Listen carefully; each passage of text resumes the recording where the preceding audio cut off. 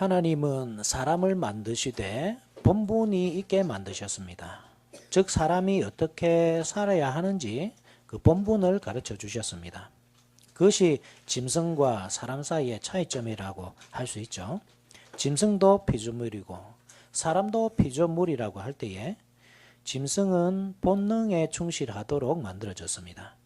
하지만 사람은 본분이라는 것이 있어서 그것에 따라 살도록 사람답게 살도록 하셨습니다.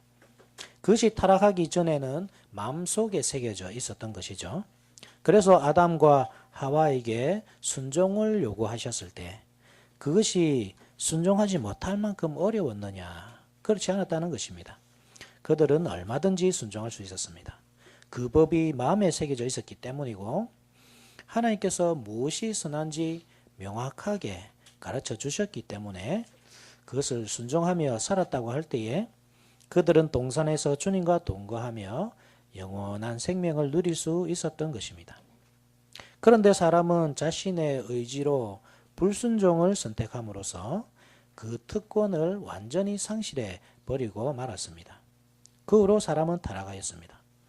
전적으로 부패하여서 조금의 선도 남아있지 않게 되었습니다. 물론 불신자들도 도덕심이라는 것이 어느 정도 남아있기는 하지만 그것이 선일 수가 없는 것이 애초에 선이라는 것은 하나님께로부터 나오는 것이기 때문에 하나님을 떠난 선이란 것은 있을 수가 없는 것이거든요. 불신자가 가진 도덕심이 아무리 깊다고 해도 선이 될 수 없는 이유가 바로 그것입니다. 그들은 절대로 선을 행할 수가 없습니다. 하나님을 떠난 것 자체가 악이고 죽음이기 때문입니다. 하나님은 그런 사람들을 구원하시려고 한 민족을 선택하여 불러내셨습니다. 그리고 하나님의 뜻대로 하나님께서 원하시는 기준에 따라 살도록 하셨습니다. 그 기준이 무엇이냐고 할 때 그것이 바로 십계명입니다. 즉 십계명은 하나님이 원하시는 인간상 그 기준을 충족토록 해주는 법칙입니다. 이 말은 문자 그대로 십계명을 다 지키면 그 기준을 통과할 수 있다는 뜻이 아니라 가장 기본적인 것이 10가지 규범으로 돌에 새겨져 있었고 그 외에 많은 규칙들이 이 십계명 속에 함축되어 있었습니다. 예컨대 살인치 말라는 6번째 계명은 사람의 목숨만 빼앗지 않으면 되는 것이 아니죠. 만약 그렇다고 할 때에 즉 사람의 목숨만 빼앗지 않았다고 그 계명을 잘 지킨 것이라고 말한다면 우리 모두는 이 6번째 계명을 잘 지키는 사람들입니다.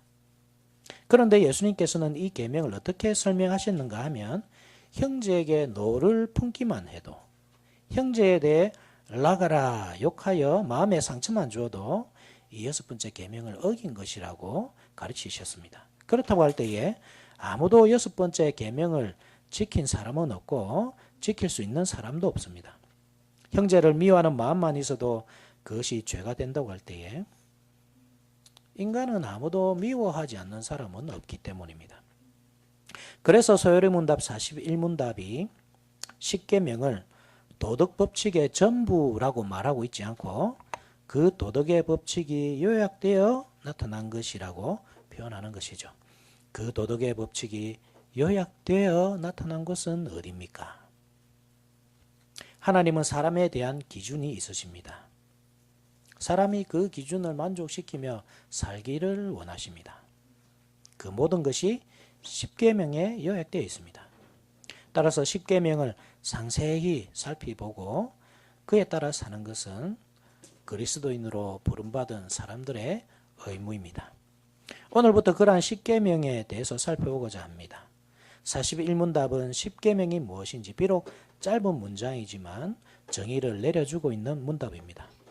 그 도덕의 법칙이 요약되어 나타난 것은 어디입니까? 그 도덕의 법칙은 즉 하나님께서 사람에게 요구하시는 본분으로서 도덕의 법칙은 십계명에 요약되어 나타나 있습니다. 그러면 십계명이 무엇인가?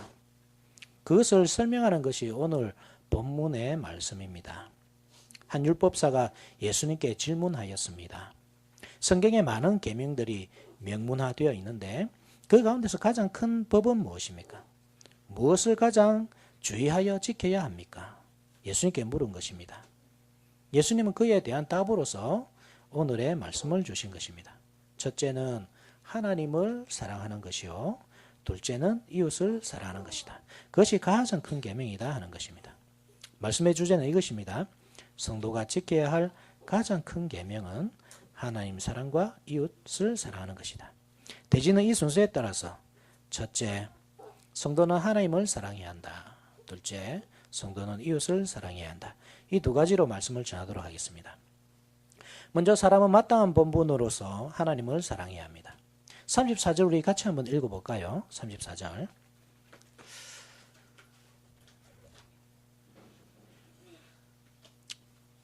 시작.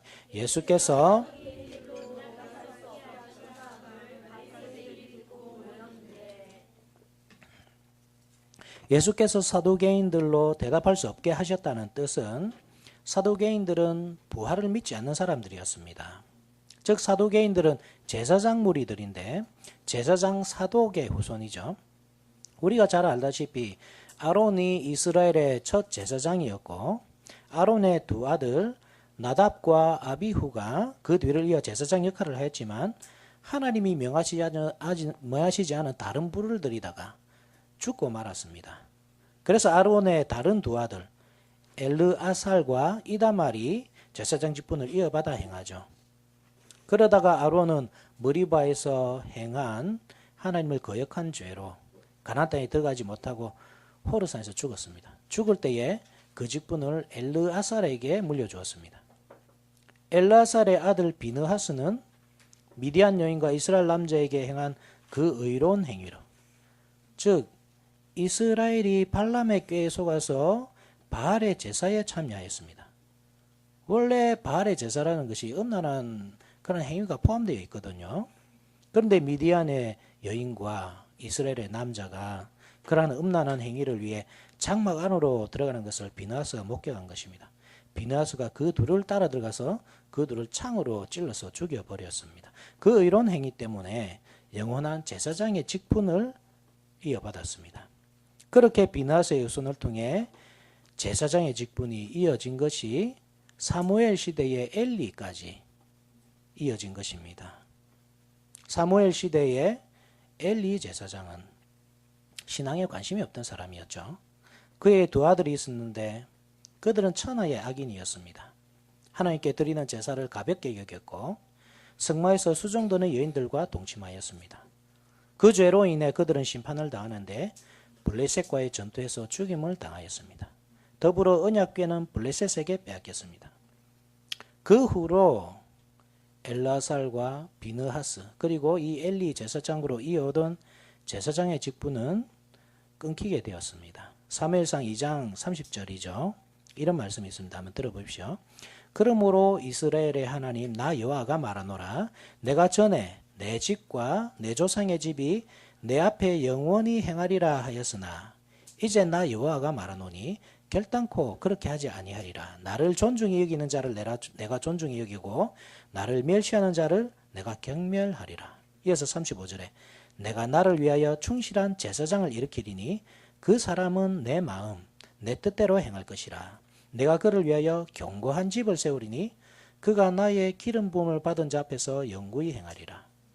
이 약속의 말씀이 솔로몬 시대에 성취되는데, 즉 당시 엘리의 후손 아비아달이란 제사장이 있었지만 그는 그 직분에서 쫓겨나고 맙니다. 그 후에 엘리의 후손은 영원히 제사장의 직분에서 밀려나게 됩니다. 하나님의 약속대로.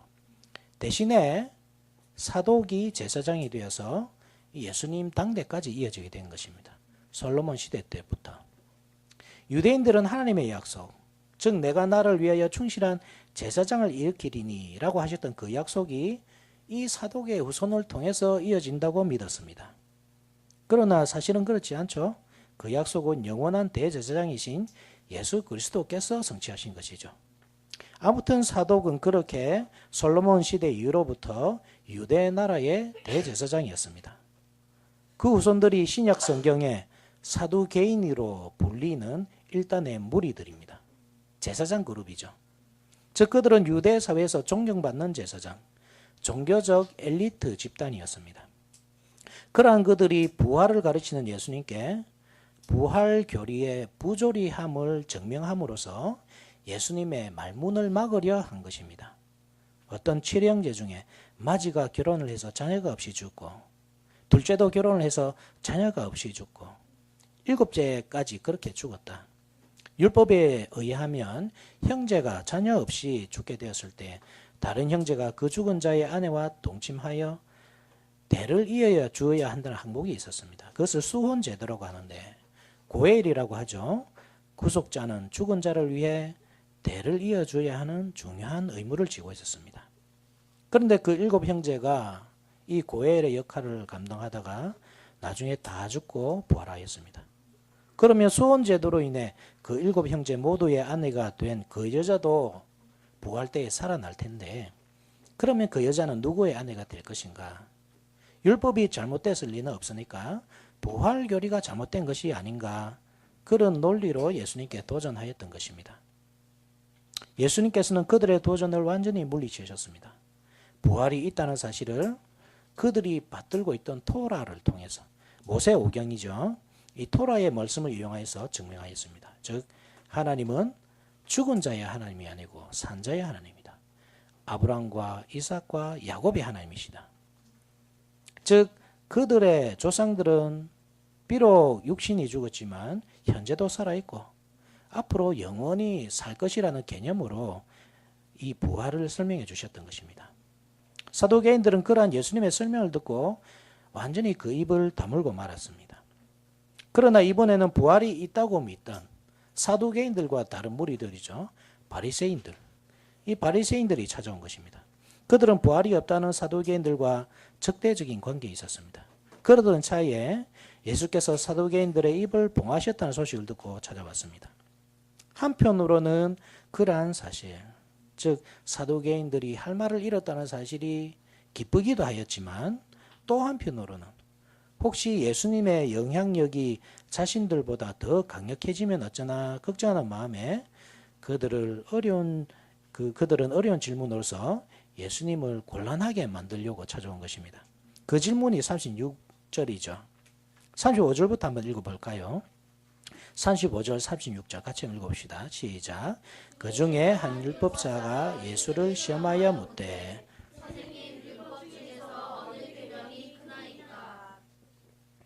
그들이 신봉하고 목숨과 같이 지키던 구약 성경, 특별히 모세오경에 나오는 율법은 613가지나 되었습니다. 그 많은 율법 가운데 가장 큰 율법은 무엇이냐는 질문이었습니다. 그 질문을 하는 의도는 사두개인들을 이긴 예수님을 자신들이 이기면 자연히 자신들의 위상이 높아질 것에 대한 기대 때문이었습니다. 그들은 자주 그러한 토론을 하였습니다. 어느 율법이 가장 큰가? 따라서 예수님과 그 주제를 가지고 토론을 해도 전혀 밀리지 않을 자신이 있었던 것입니다. 그러한 그들의 질문에 대한 예수님의 대답은 37절과 38절이죠. 예수께서 이르시되 내 마음을 다하고 목숨을 다하고 뜻을 다하여 주 너의 하나님을 사랑하라 하셨으니 이것이 크고 첫째 되는 계명이요. 그래서 마음을 다하고 목숨을 다하고 뜻을 다하여 하나님을 사랑하라는 것이었습니다.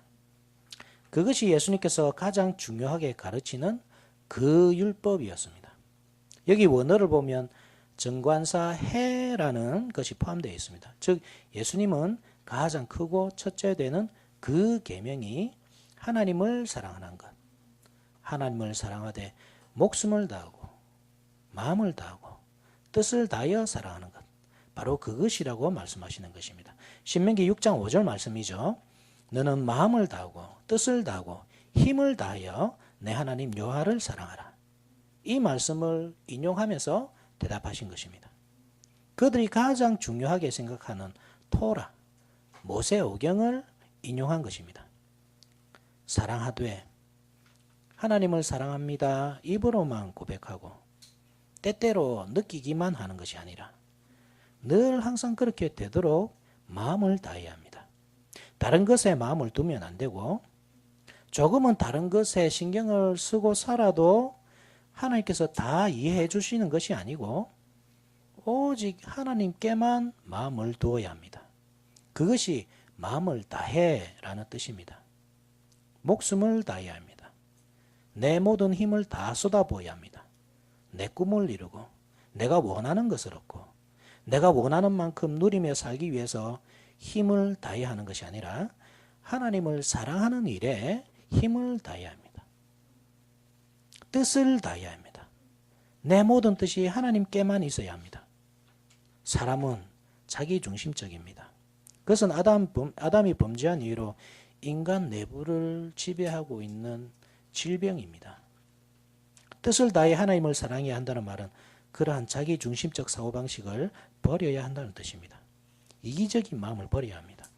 하나님 중심적 사고를 해야 하고 그렇게 살아야 합니다. 그러면 무엇이 하나님 중심적 사고입니까? 말씀을 듣고 순종하는 자세이죠.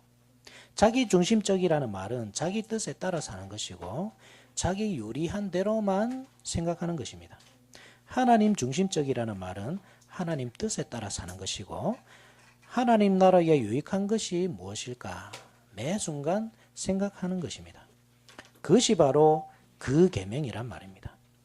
하나님께서 수많은 계명들을 사람들에게 주셨지만 모든 자귀의 죄, 부자기의 죄, 해야 할 것과 하지 말아야 할 것이 가리키는 모든 규칙들의 핵심이 바로 그것이라는 말입니다. 하나님을 사랑하는 것. 사랑하되 마음을 다하고 힘을 다하고 뜻을 다하여 사랑하는 것이라는 말입니다. 두 번째로는 이웃을 사랑하는 것입니다. 39절. 둘째도 그와 같으니 내 이웃을 내 자신같이 사랑하라 하셨으니. 이 말은 이웃을 사랑하는 것이 두 번째라는 말이 아닙니다. 그와 같으니 이 문구가 중요하죠. 그와 같다 이 말은 첫 번째 계명과 같다 이 말입니다. 어떻게 하나님 사랑과 이웃 사랑이 같습니까? 이웃은 그냥 사람이지 않습니까? 어떻게 하나님을 사랑하듯이 사람을 사랑하고 섬깁니까? 충분히 그렇게 생각할 수 있지만 이웃 사랑은 하나님 사랑 없이 나올 수 없는 마음임을 알아야 합니다. 아무리 이웃을 사랑하고 이웃을 위해 헌신하고 봉사한다고 해도 그것이 하나님 사랑의 근거에 있지 않다면 참 사랑이라 할 수 없습니다. 반대로 이웃을 사랑하지 않는 사람이 하나님을 사랑할 수도 없습니다. 마치 요한 사도가 밝혔듯이 보는 바 그 형제를 사랑하지 못하는 사람이 보지 못하는 바 하나님을 사랑할 수는 없는 노릇이기 때문입니다. 요한일서 4장 20절이죠. 누구든지 하나님을 사랑하노라 하고 그 형제를 미워하면 이는 거짓말하는 자니 보는 바 그 형제를 사랑하지 아니하는 자는 보지 못한 바 하나님을 사랑할 수 없느니라. 따라서 하나님을 사랑하기 위해서는 이웃을 사랑해야 하고 이웃을 바르게 사랑하기 위해서는 하나님 사랑이 바탕이 되어 있어야 합니다. 그래서 이 둘은 그와 같은 것입니다. 하나의 율법입니다. 이웃을 사랑하되 어떻게 사랑해야 합니까? 내 이웃을 내 자신같이 사랑하라.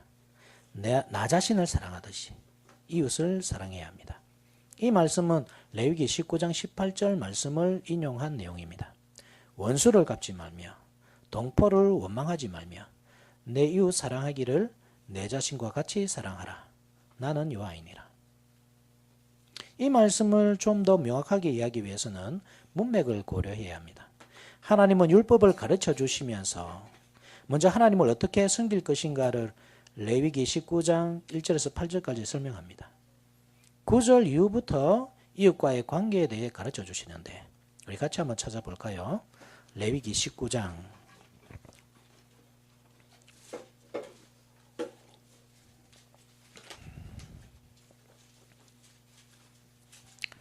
레위기 19장 9절부터 17절입니다. 9절부터 17절 한 절씩 한번 읽어봅시다. 19장 9절에서 17절. 너희가 너희의 땅에서 곡식을 거둘 때에 너는 밭 모퉁이까지 다 거두지 말고 내 떨어진 이삭도 줍지 말며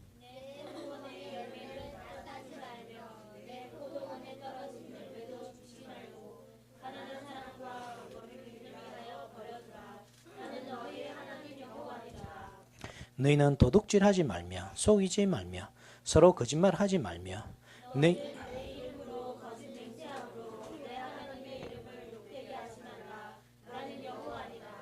너는 내 이웃을 억압하지 말며 착취하지 말며 품꾼의 삭설 아침까지 밤새도록 내게 두지 말며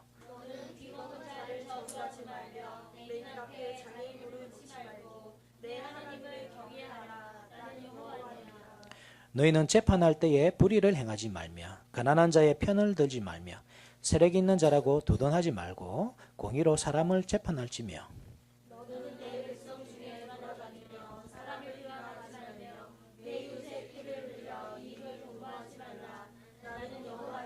다 같이 너는 내 형제를 마음으로 미워하지 말며 네 이웃을 반드시 견책하라. 그러면 내가 그에 대하여 죄를 담당하지 아니하리라. 아멘.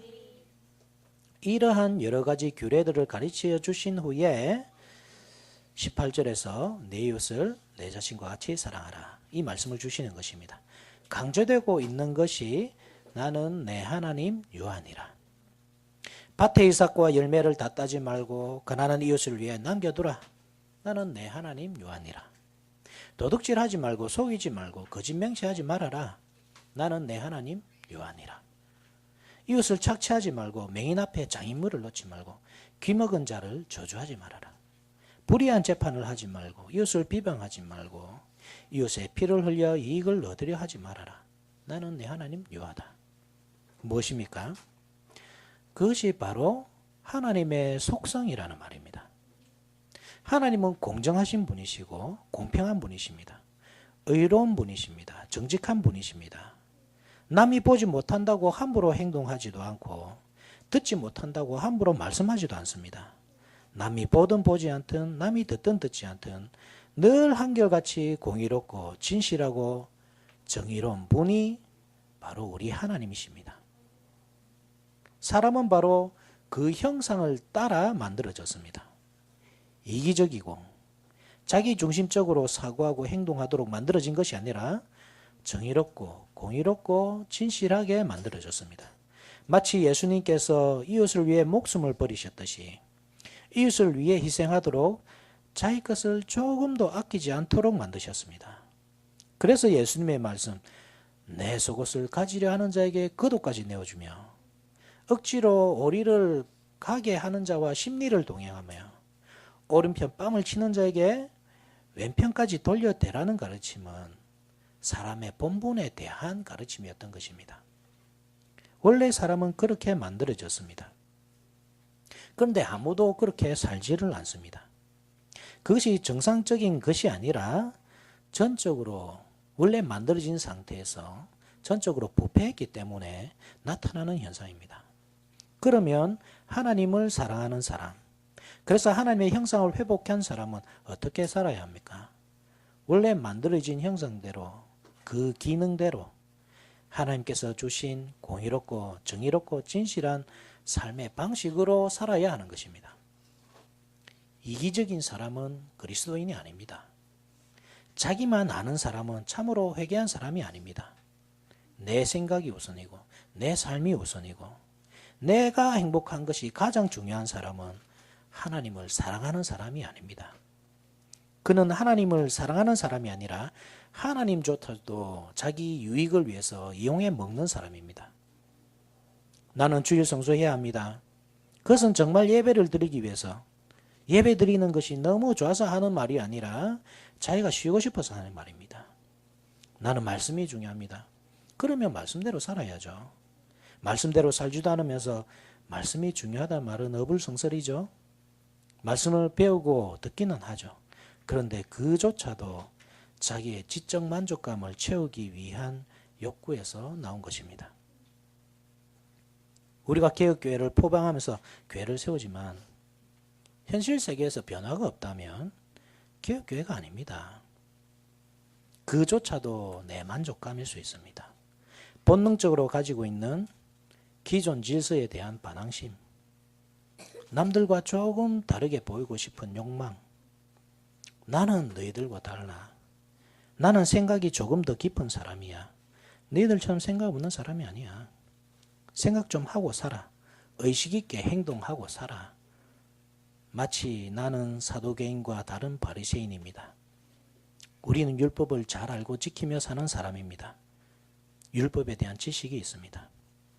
그것을 드러내고자 예수님을 찾아왔던 바리새인들처럼 하나님을 사랑하지도 않고 이웃에 대해 무관심한 태도로 일관하면서 이기심과 자기중심적 사고방식을 만족시키고자 신앙생활을 하고 있다면 분명히 말하지만 그것은 헛고생입니다.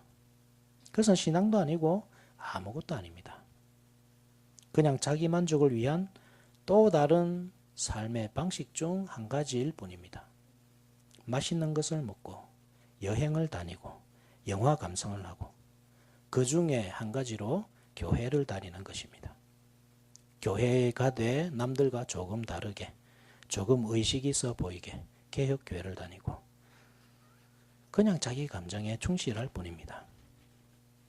그러면 나는 그런 사람이 아닌가? 한번 질문해 보십시오. 하나님을 사랑합니까? 사랑하되 마음을 다해 사랑합니까? 온 힘을 다 쏟고 있습니까? 하나님을 사랑하기 위해서 뜻을 다 하십니까? 이웃에 대한 우리의 자세는 어떻습니까? 내 삶은 나 중심입니까? 타인 중심입니까? 이기주의입니까? 이타주의입니까? 하나님께서 사람을 사랑하시고 대하듯이 그것이 하나님의 속성이고 우리에게 요구하는 속성이듯이 그렇게 사람을 사랑하고 대하십니까? 이 시대는 자기 감정을 중요시하고 각 개인의 생각을 중요시합니다. 하나의 근본적인 진리를 중요시하는 것이 아니라 각 개인이 느끼는 감정, 가지고 있는 생각이 더 중요하다고 가르칩니다. 그것이 바로 포스트 모더니즘이죠. 우리는 나도 모르게 그런 사고방식에 젖어 있습니다. 가장 근본적인 진리, 즉 하나님의 말씀이 중요한 것이 아니라 내가 무엇을 느끼는지가 중요하고 내가 무엇을 생각하는지가 더 중요하고 내가 행복한 것이 최선의 길이라고 생각합니다. 그것은 신앙생활이 아닙니다. 내 모든 생각과 감정은 하나님 중심이어야 하고 내가 하는 모든 사고와 행동은 그분의 말씀을 따른 것이어야 합니다. 그것이 예수님께서 가르쳐 주신 그 계명입니다. 가장 크고도 첫째가 되는 계명입니다. 40절 이 두 계명이 온율법과 선지자의 강령이니라. 우리는 이 말씀을 가슴에 새겨야 하겠습니다. 613가지의 율법을 달달 외우고 그것을 지키기 위해 애쓰고 힘쓰고 그것이 중요한 것이 아니라 하나님을 진심으로 사랑하고 이웃을 마음을 다해 사랑하면 됩니다. 그러한 마음으로 신앙생활을 하게 될 때 하나님께서 우리에게 요구하시는 모든 도덕의 법칙들은 만족하게 될 것입니다. 말씀을 맺겠습니다. 서리문답 41문답을 한 번 더 보시겠습니다. 41문답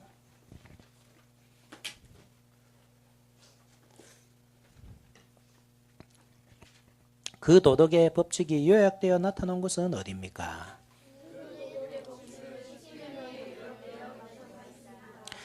이것은 사신문답과 연관되어 나오는 것이죠. 즉 사람이 마땅히 복종할 규칙으로서 하나님께서 처음 나타내 보이신 것은 무엇입니까? 사람이 마땅히 복종할 규칙으로 하나님께서 처음 나타내 보이신 것은 도덕의 법칙이었습니다. 사람이 마땅히 복종할 규칙이라는 말은 사람이라면 반드시 행해야만 하는 규칙이라는 말입니다. 짐승이 아닙니다.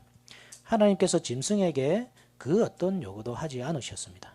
그들은 본능에 충실하게 살아가면 그뿐입니다. 사람은 다르다는 말입니다. 본능에 충실하면 안 됩니다. 감정에 충실하면 안 됩니다. 하나님께서 주신 규칙에 충실해야 합니다.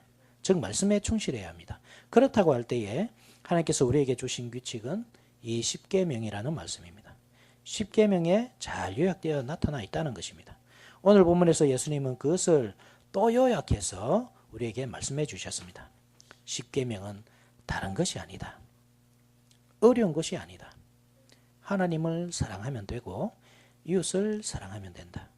그런 마음으로 예배에 참석하고 말씀을 듣고 살면 된다. 바로 그것입니다. 앞으로 계속 계명들을 하나하나 살펴보겠지만 하나님 사랑, 이웃 사랑, 이 대명제는 반드시 기억해야 합니다. 그러지 않을 때 계명들을 지키는 것이 짐이 될 것이고 그것이 율법주의가 되고 우리는 율법주의자가 되고 말 것입니다. 이 대명제를 가지고 도덕법을 지켜나갈 때 비록 모든 것들을 행할 수는 없겠지만 우리는 여전히 부족한 존재들이기 때문입니다. 그렇다 하더라도 우리는 하나님께서 기뻐하시는 삶을 살 수 있게 될 것입니다. 하나님께서 우리에게 약속하신 모든 복, 의롭게 되고 양자가 되고 거룩하게 되는 그 모든 복을 누리며 살게 될 것입니다. 그것을 소망하며 십계명을 잘 배우고 배운 바를 잘 깨닫고 깨달은 바 삶의 원리를 우리 삶에 잘 적용하여서 살아가는 저 여러분들이 됩시다. 아멘.